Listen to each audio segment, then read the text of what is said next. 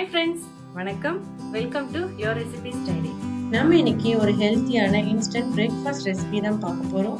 முதல்ல இந்த ரெசிபி செய்யறதுக்கு ஸ்டவ்ல ஒரு பேன் வச்சு ஹீட் பண்ணிடலாம். 1/4 கப் எண்ணெய் சேர்த்துக்கோங்க. எண்ணெய் நல்லா சூடானதும் பொடியை நறுக்கி வச்சு உருளைக்கிழங்கு 1/2 கப் சேர்த்துக்கலாம். உருளைக்கிழங்க எண்ணெயிலே ஒரு 2-3 நிமிஷம் நல்லா வதக்கி விடலாம். இப்போ நாம இதுல பொடியா கட் பண்ணி வச்ச வெங்காயம் 1 கப் சேர்த்துடலாம். வெங்காயத்தையும் ஒரு 2 நிமிஷம் நல்லா வதக்கி விட்டுடலாம். அடுத்ததா இதுல நாம பொடியா கட் பண்ணி வச்ச முட்டைகோஸ் 1 கப் சேர்த்துக்கலாம். இதை நல்லா கலந்து விட்டுடுங்க. இப்போ இதை நல்லா கலந்து விட்டுட்டு ஒரு லிட் போட்டு மூடிடலாம். லோ டு மீடியம் ஃப்ளேம்ல ஒரு 7-8 நிமிஷம் வரைக்கும் இந்த காய் எல்லாத்தையுமே எண்ணெயிலேயே நல்லா வேக விடலாம். இப்போ ஒரு 8 நிமிஷத்துக்கு அப்புறமா ஸ்டவ் ஆஃப் பண்ணிட்டு இதை அப்படியே நல்லா ஆற விட்டுடலாம். அடுத்ததா ஒரு மிக்சிங் பவுல்ல 3 முட்டை உடைச்சு எடுத்துக்கலாம். உங்களுக்கு எத்தனை முட்டை வேணும்னாலும் சேர்த்துக்கலாம். நான் இன்னைக்கு வெறும் 3 முட்டை மட்டும் சேர்த்துருக்கேன். இப்போ இந்த முட்டைகளை ஒரு விஸ்க் வச்சு இல்லை ஃபோர்க் வச்சு நல்லா அடிச்சு எடுத்துக்கலாம். இதை நல்லா கலந்து விட்டதுக்கு அப்புறமா கொஞ்சமா இதில் சால்ட் சேர்த்துக்கலாம்.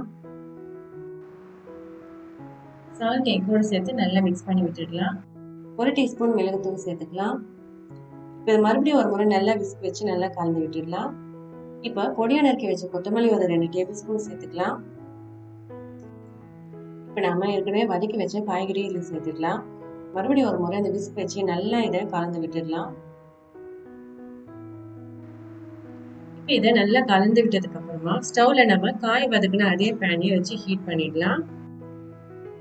பேன் லேசா சூடானதும் நம்ம அடிச்சு வச்ச முட்டை கலவையில சேர்த்துடலாம். இதை ஒரு கரண்டி வச்சு நல்லா ஸ்ப்ரெட் பண்ணி விட்டுக்கலாம். வேணும்னா இந்த ஆம்லெட் சுத்தி லேசா எண்ணெய் விட்டுக்கலாம். ஸ்டவ் லோ டு மீடியம் ஃப்ளேம்ல வச்சிருங்க. இப்போ இதை ஒரு லிட் போட்டு மூடிட்டு 7-8 நிமிஷம் வரைக்கும் நல்லா வேக விடலாம். இப்போ ஒரு 7 நிமிஷத்துக்கு அப்புறமா நாம லிட் எடுத்துடலாம்.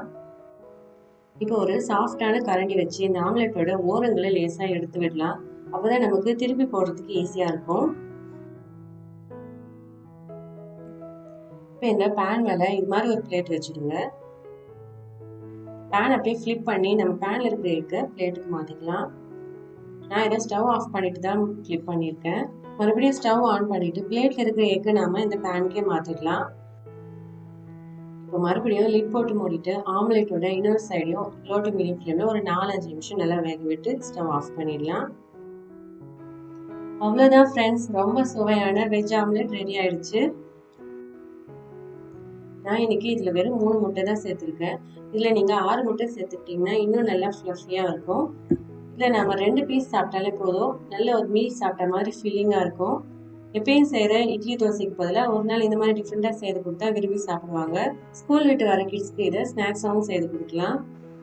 நீங்க இந்த ரெசிபியை நான்ஸ்டிக் பேன்ல செய்து பாருங்க. அப்பதான் நமக்கு ஈஸியா திருப்பி போட வரும்.